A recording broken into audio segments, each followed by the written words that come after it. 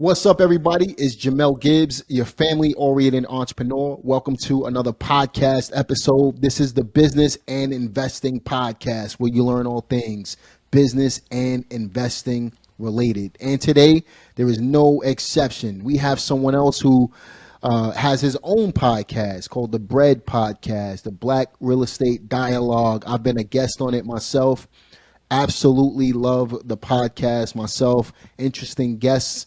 And I wanted to have him on today so that we can have a discussion about what he's doing in his real estate business. Now, he's located in Los Angeles. A lot of you guys are from California, and you want to know how you can get started investing in real estate in California. But what about the rest of the nation?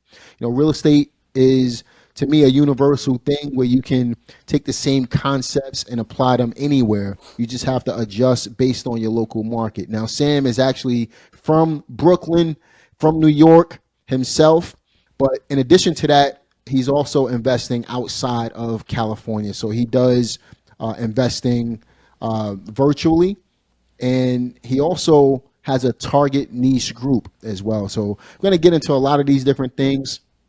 We're going to talk about virtual real estate investing. We're going to talk about the importance of investing if you're a minority, and we're also going to talk about how you guys can take these concepts that we're going to talk about on today's podcast and be able to apply them into your life to go from where you are to where you want to go. Sam Dolcine, what's up, my man?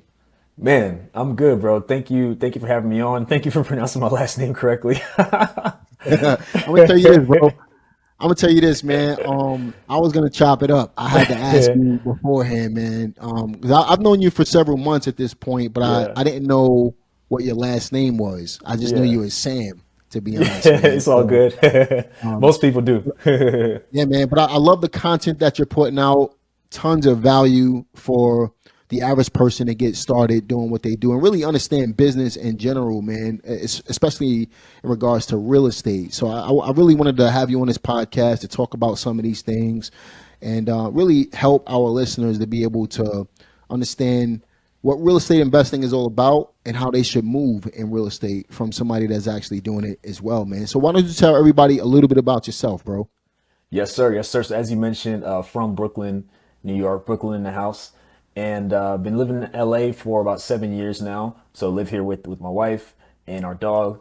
And I started the Black Real Estate Dialogue in 2019, October 2019. Same month that I closed on my first out-of-state property. And the reason I started it was because prior to that, I discovered like a year earlier, I wanted to invest and I couldn't qualify for anything out here. And so I'm like, well, I got to figure something out because my retirement at this job, if I stay here, it's not going to last long in my old age. And so I discovered people were investing out of state.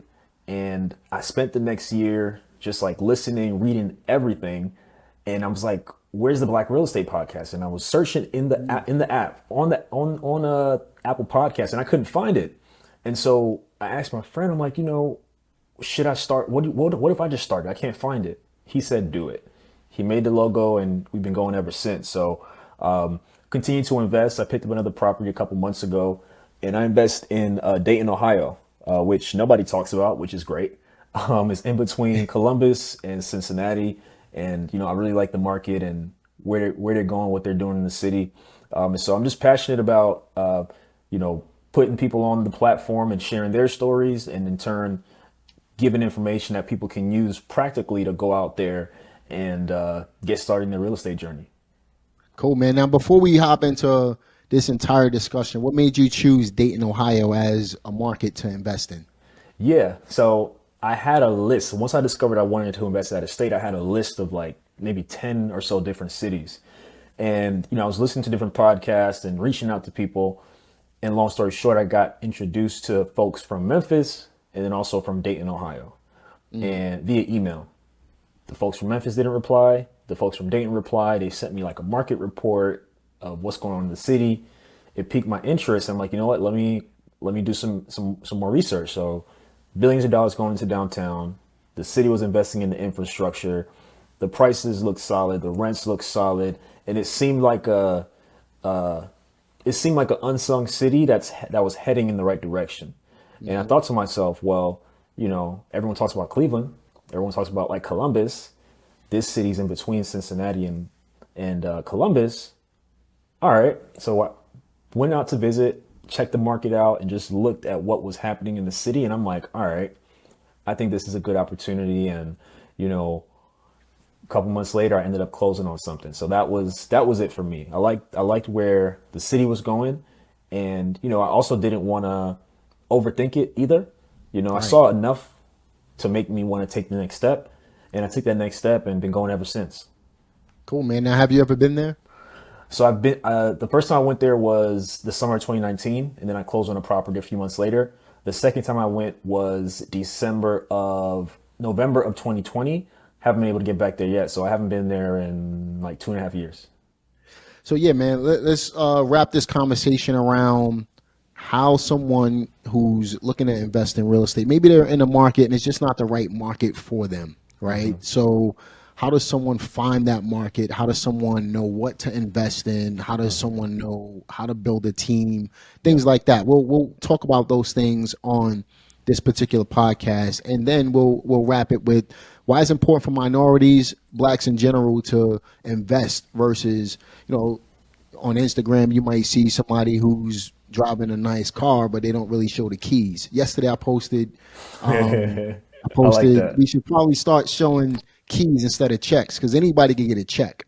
You know what I mean? But you make money by building wealth and holding real estate, in my opinion. So we'll get into that as well, man. But so was it an easy transition going from working a job to investing, especially doing it virtually, man? Was that easy for you?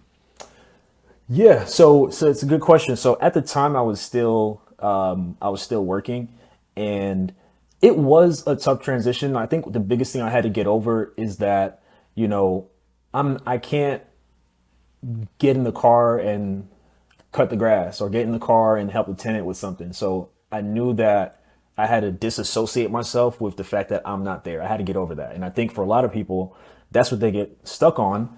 And, you know, they end up living in a expensive place like, you know, Miami or LA or New York City, enjoying their life, right? Like those cities are great to live in, but never going on to invest because they can't get over the fact that they're not going to be there. So I think that's the first thing I had to get over. The second thing is I had to make sure I knew how to delegate. And so at the time I had a property manager. I had a property manager for a year or so and I self-manage now, but I still have to delegate, right? So when you think about tenant turnover, doing the showings for prospective tenants, giving the keys, collecting that first check. Like I have someone who's doing all those things, pay them for their time, but someone I trust who's out there doing all that stuff. So I don't have to be there, you know, if I don't want to be there.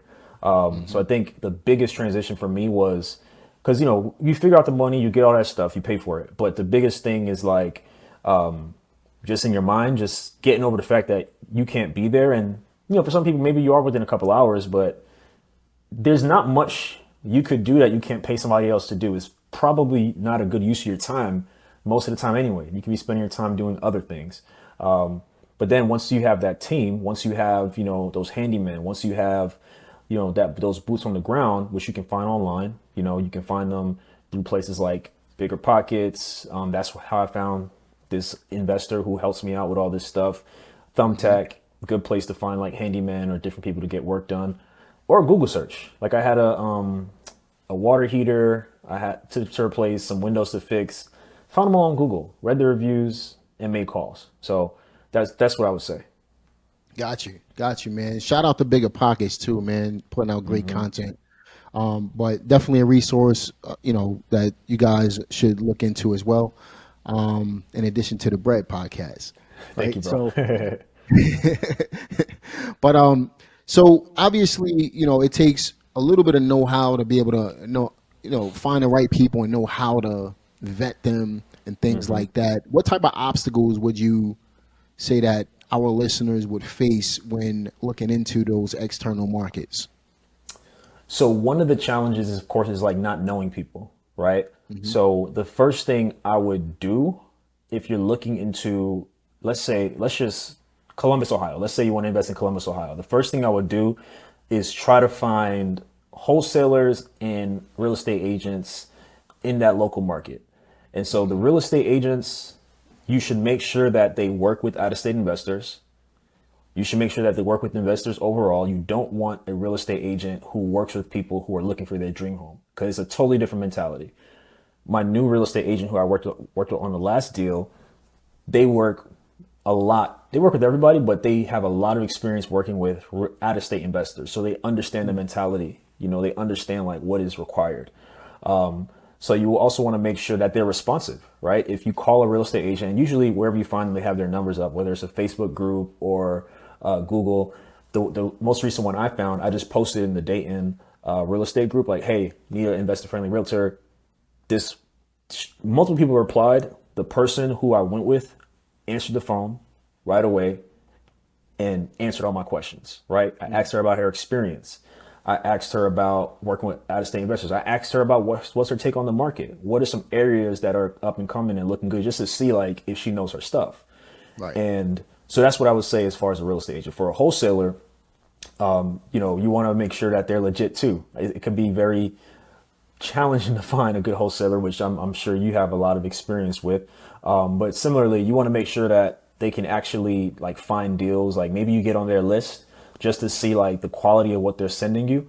I think that's something good as well. I haven't worked with wholesalers too much. I primarily work more so with agents, but the point is like you want to make sure the person is legit, and you know, maybe have them start sending you some stuff and seeing like if they really can put their money where their mouth is, if they're really out here able to help you find deals. So I think that is like the main challenge. And I think the cool thing is the agent can help introduce you to other people. Maybe they know handyman and different contractors and stuff. You still got to do your due diligence, but starting with that agent, they could connect you to a lot of other people who can help you with what it is you're trying to do as far as investing out of state. Absolutely, man. And you know, just to your point, you really gotta get out there and just find the people. You gotta do it. You gotta be willing to put in the work, the effort in order to be able to find the right people and vet them. You know, it's not gonna happen if you're, you know, just posting stuff online and not calling anybody back, right? So you gotta be willing to ask the right questions, you know, and obviously that comes with some training and just having casual conversations. Sometimes you don't need a script to be able to tell you, you know, if a person is good for your team or not. You just gotta, you know, you talk to people every single day. You know, just ask basic questions to the people and go with who you feel comfortable with. Sometimes that's the right move for you. And then you kind of learn from there what not to do if that person didn't work out. Okay, I'm not going to do that again. So let me, you know, try something else. Let me try a different approach. You know, so that's kind of how a lot of people want to know everything before they ever get started. That's not necessarily the case. You know, I posted something. I said you got to take imperfect action to get the perfect situation for yourself, right? In order to do that, you just got to get started. And that's what, you know, that's the whole point of what I'm trying to say right here, right? So with that being said, obviously for people who've never hired somebody before, for example, or they've never even invested in a local market, what type of mindset shift does it take to be able to invest virtually when you barely know what you're doing? The number one thing is delegation. Like once you get the knowledge on like, you know, choosing the market, how to finance it and all that stuff, like once you get through that, it has to be delegation because your time is valuable, right? And so, you know, I think it's important, like real estate is never going to be 100% hands off, but whether you're a couple hours away or 10 hours away, you need to be able to delegate. Because let's say, for example, you're at work and something goes wrong. You can't go out and fix it. You can't leave work most times and go out and fix it. Like you need to call somebody who can go in and get that done. It's happened to me before. Like I've had to, you know, I got a call from a tenant or a text or something, and I got to call somebody else, say, hey, call the tenant, go fix this thing or figure it out. Tell me how much it costs. That's just what you're going to have to be able to get good at. So I think it's delegation, man. That's the biggest thing, because delegation and just getting over the fact that you're not up the street. So you can't, there's not much you can do. There's usually someone who's more qualified than you to get the thing done. I honestly think that, you know, sometimes when you're doing virtual investing, you know, I invest in Florida as one of my markets as well, right? Sometimes when you're not there, you're forced to build a team. You're forced to delegate, which obviously can free up more time for you and learn at the same time as to how to manage people the right way while getting the result that you need, right? So sometimes you may be uncomfortable with delegating right away, but in reality, that's if you're forced to do it, that's how you're going to be able to build the business at the end of the day. What you think about that? I agree 100%. I agree 100%. Like it's still, yeah, I agree 100%. Because if I think about it, right? So with the person who just moved in to the most recent property, so I had someone go out and meet them, go through a walkthrough checklist with them, collect their all their fees and stuff via like a cashier's check. Just to I like doing it that way, just to and not digitally, just to make sure like they're good for it. And she sent me everything overnight. I just paid her for her time, paid her to ship the stuff. I had it the next day. And so, I think it's incredibly important. Like it would have been absolutely ridiculous for me to try to fly all the way to the Midwest just to do that. And it would have cost more money. Yep. It would have cost way more money. Man. So For sure, man. So why don't we provide our listeners with a step-by-step process, right? Let's say 5 steps. perfect. Right? 5 steps. If whether you're first off, do you need to invest locally when you're brand new? Should you invest locally before we get into this? If you can, sure. But a lot of people can't. I couldn't. So I didn't have a Right. choice. And I wasn't as knowledgeable on certain programs that would have enabled me to, but I think it worked out for the better. So you don't have to invest locally. I think it's up to you. If you want somewhere cheaper than where you're at, odds are you can find another market. Got it, man. So what's the first thing our listeners should take into account when they're looking to do virtual investing? So the first thing I would say is get your finances in order. Like you need to learn how to maximize what you're already making, because when you purchase real estate, you're purchasing a business. So you need to be able to manage those funds properly. So practice with your own funds. If you don't have a budget, there's written ways to do it. There's different apps you can use. You got Mint and different things of that nature. Or there's like budget binders and things like that. So I think the first thing is that. And then 2, if you realize, considering everything, you don't make enough money, make more money. Get another job, put in some other hours, start a side hustle, look at what skills you have. And so try to maximize your income. The second thing I would say is do your market research. So you can, a way to start is let's take Ohio and Indiana. Let's start with those. So Indiana, the biggest city that most people know is Indianapolis. So you can start there and see, all right, what are the surrounding cities? Are there any surrounding cities that people commute in from in that metropolitan area? And then start there.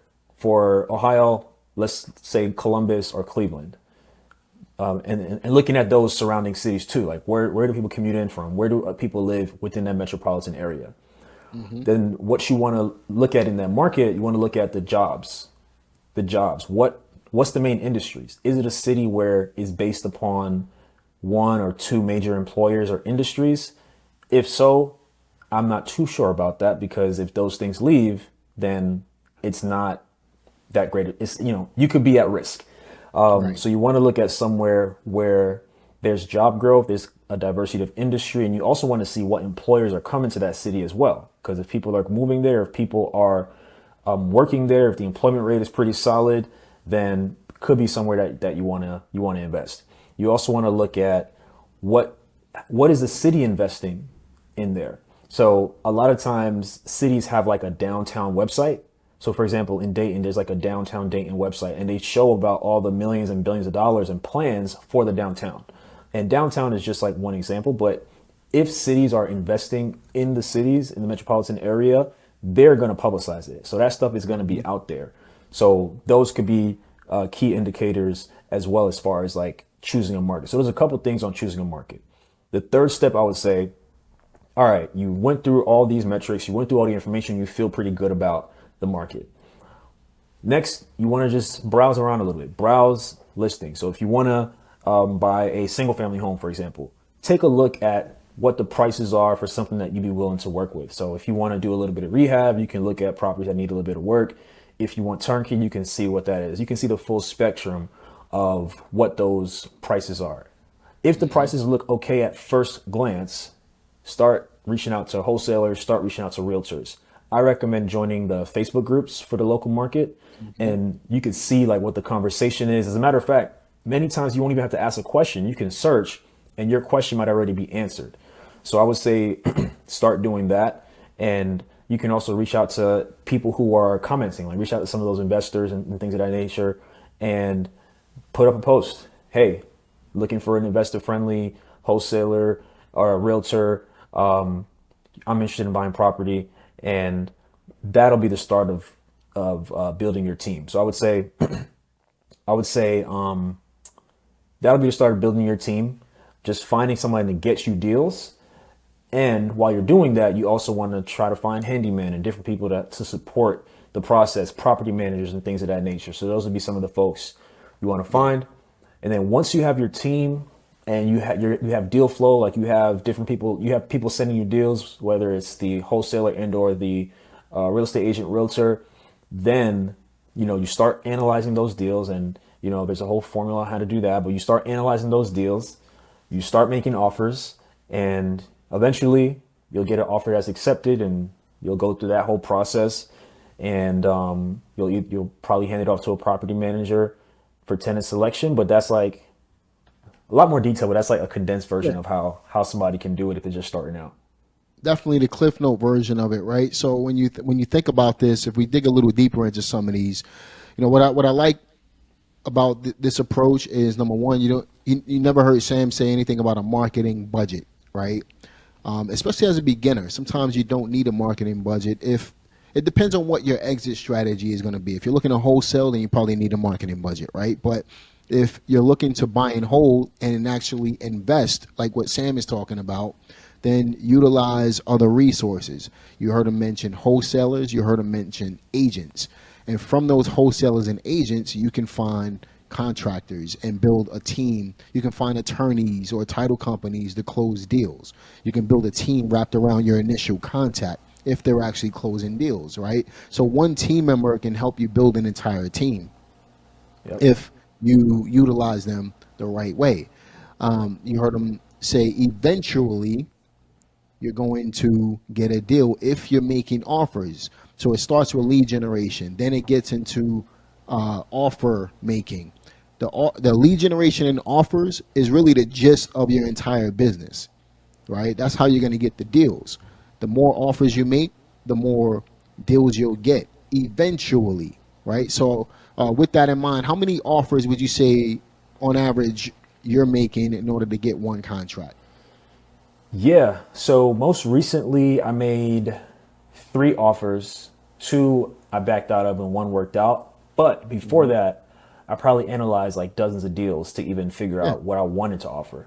But in the end, I would say made 3 offers of most recently, and then one of those ended up working out.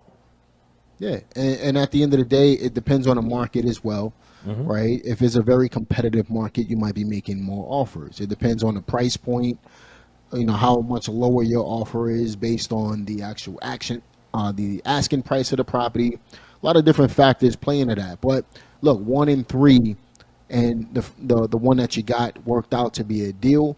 So it's a numbers game. That's basically what Sam is saying here, right? You got to make offers in order to be able to get the deal. If you don't make the offer, you'll never get the opportunity, right? So we went through a step-by-step process. You find the market, do your market research, start building your team, make offers, close deals. That's basically all you have to do. If you listen to this podcast, and you listen to everything that I teach you on my channel, there's a lot of similarities with what we're talking about and what I've taught you already. So the object here, what would be the main key to this whole thing, Sam, as far as people having success? So the biggest thing I see is people don't take action. There's like a lot of information out there, but you could take those 5 steps that I gave and start. So I think start. You have to start. That's the biggest thing. That's the biggest thing. That's it, man. And that's the answer I was looking for, really, because the biggest thing is taking action. Most people, you sit here listening to this podcast, which I'm not, I ain't mad at you for that, right? But at the same time, you might be looking at a video on YouTube. You might be on Instagram trying to figure, or TikTok trying to figure out, little tidbits of information. But take the little bit that take some common sense and get out there and do it. A lot of people are scared to fail, right? You got to fail forward. I know you've heard me say it before, right? Be willing to fall on your face. But what do babies do? I always give the analogy of a baby. A baby, when they learn how to walk, they start crawling, they get up, they take their first steps, they fall multiple times before they figure out how to walk. And then once they learn how to walk, they start running because they build up the momentum, right? So same exact thing in a business. You got to be willing to crawl, which that's the learning phase, right? But then get up and start walking, start doing something. You're going to fall. You just can't be afraid. It's not going to kill you, right? But you got to be afraid. Most adults forget what it's like being a baby and learning how to fail their way forward. Most adults are afraid to fail. And I get it. You might have more to lose than a baby does, right? But sometimes you just got to do it. If you want it bad enough, you'll make it happen. When your goals are about not yourself, but about somebody else, you'll make it happen, right? There's no excuses. So if you truly want to do this, you got to get up and make it happen. You got to fail. You got to fall when you're taking those baby steps. Eventually, you'll learn how to walk, and then you'll learn how to run. But you got to do it. Sam said it best. You got to start, right? So, 5 steps that you have. Now, why is it important for minorities to be investing in real estate? Yeah, so I was looking at some data this morning, and from 2011 to 2021, the black home ownership rate increased by 0.4%. That's one reason why. That's a problem. And we talk about spending power and all of these things. I personally don't think it's a money problem. I think it's an information problem and priority problem. I think it's more of an information gap than it is a money gap. So I think that's one of the reasons it's important. And over the long term, like, real estate is a great way to build wealth. Like, we know it, real estate, people will always need a place to live. And even if you're not doing rental properties, there's so many areas of real estate that can be used to generate wealth. But specifically with home ownership, whether it's your primary residence, whether it's a couple of rental properties, it's a great way to build wealth over time and set your family up for the next generation. Once you get the information, you have a plan, and you get to that step, it's a matter of buying right as well, right? So whether you are maybe house hacking and renting out a couple of rooms or a couple of units, you need to make sure you buy right. And the reason I'm saying that is because I read another statistic that 30% of black homeowners are cost burdened. And what cost burden means is that they're spending more than 30% of their income towards housing. And so you might be approved for a $500,000 house. It doesn't necessarily mean you should buy a $500,000 house and maximize what you're approved for. You got to be smart about it, right? And if maybe you're in a place where, you don't think you could afford the mortgage on your own, consider buying a multi-unit property. Consider buying a property where you can convert another part. Maybe you can convert the basement to an apartment to subsidize some of that rent so that you're not cost burdened, right? If you're paying 60% or 50% of your income towards your housing, that's hustling backwards. It's going to make it harder for you to build wealth. So I think it's a matter of buying right as well. I couldn't believe when I read that statistic. I mean, sorry, there's some progress folks are buying, but now they're not buying right. They're spending too much money and increasing their out-of-pocket costs when it should be the other way around. I was, right in line with what you were saying in that video where I taught you guys how to buy your first home as a first-time home buyer. I said most banks, most lenders they're going to want to see your housing expense right around 28 to 30%. So if you're not right in line with those numbers, it'll be harder for you to get a mortgage, number one. But if you do get it, you're going to be, the chances of you foreclosing on that property or losing that property at some point is going to be very high because you can't afford to live there, right? So, like Sam was saying early on, get your finances in order first, right? Understand where you are. If you need to make more money, then go out and make more money. Get a second job. A lot of people don't want to work these days, especially the younger community, right? You got to be willing to put in some time and effort into being able to save money. I'm teaching my daughters how to save money so that they can invest money, right? Not save money so that they could go out there and buy toys, right? The toys can come, but you don't want to be a consumer. You want to be a producer at the end of the day. And that's what we have to get into our heads, right? Stop being a consumer and spending money on everything else that's not building wealth, but instead be a producer, build money, invest your money, build wealth. Look at where you're spending your money, get your finances in order, and be willing to put some of that money to the side to be able to invest. It all starts with knowing, right? It all starts with guys like Sam and I making you aware of the problem, and then from there we can do something about it. If we don't know what the problem is, we can't fix it, right? So good stuff, man. A lot of practical stuff we talked about on today's call. We gave you guys a step-by-step process on how to start investing outside of your local area if that's what you wanted to do. But in addition to that, some things to think about to be able to start building real wealth as real estate investors. To me, real estate is the number one investment strategy there is. There's nothing better than it. I don't like paper assets. Some people do. Then you got digital assets. There's a play for each one. I personally like the things that I can feel and touch. And, with that, there's many benefits to it. You got appreciation. You got tax benefits and depreciation. You got cash flow. You got tenants that pay off your loans for you. There's a ton of different benefits to investing in real estate to build real wealth. And if you look at, 90%, 99% of the people that built real wealth in general did it through real estate. That's a hard fact, right? So you should look at what other people have done in the past and simply copy it. Don't reinvent the wheel. So 50% of black renters are spending more than 30% of their income on rent. And for some people, we got to get uncomfortable. You might have to move. You might have to move to change your life. You might have to go to somewhere that has a lower cost of living. If you're a single person, you might need to get some roommates, or you might just need to live somewhere that's cheaper. You can't expect to build wealth if you're spending over 50%. If you're spending over 30%, well over 30% of your income on rent. And so to hear that 50% of black renters are doing so, that's problematic. So something else we need to think about as well. That's right in line with my story, man. That was part of the reason I moved from Brooklyn to Pennsylvania. It was just a lot less cheaper to live in Pennsylvania, and I was able to get a lot more accomplished because of it.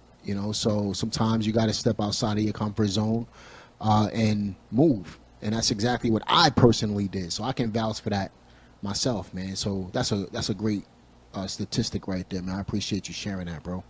Definitely. How can our listeners get more information on you, bro? Like, where can they find you? Yeah, so you can find me on Instagram at Black Real Estate Dialogue, YouTube, Black Real Estate Dialogue. And if you want to check out the podcast, you can go to Apple or Spotify, Black Real Estate Dialogue, pretty much Black Real Estate Dialogue anywhere. And then the website is blackrealestatedialogue.com. There you go, man. And I'll be sure to link all of that in the description box for you guys to be able to check that out. I highly recommend the Bread podcast. Also, if you had to provide our listeners with some good reads that they can start digging into for more information, what are you currently reading, bro? Or what has worked for you in the past? Yeah, so I'll share a couple books that I want to read that I haven't read yet. So Sounds I would good. say 4 Hour Work Week. I've read part of it. I need to pick that up again and finish it. So that's one. Millionaire Next Door. I've heard is really good. So that's one that I wanna read. And then a third one, Think and Grow Rich, a Black Choice, I enjoyed. I think that's a pretty good read as well. It's practical because it shows, it's not just like mindset.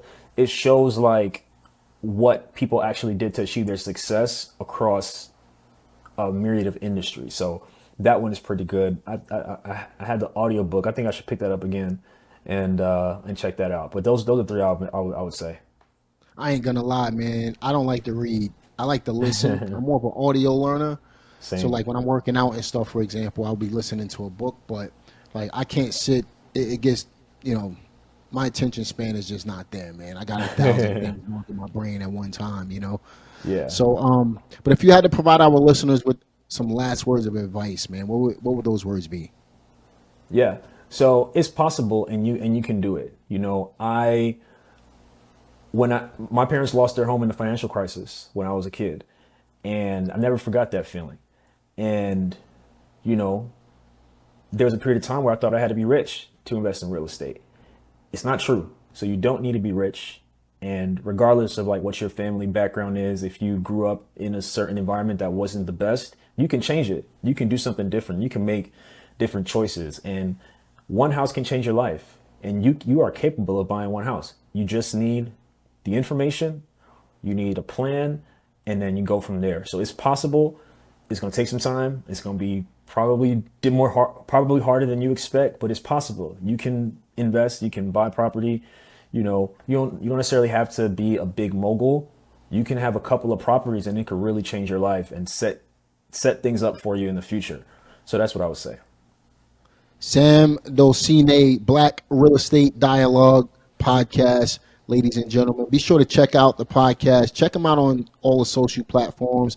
Provided a ton of value for us on this particular podcast, the Business and Investing podcast. We really appreciate having you today, bro, and look forward to having you again in the near future.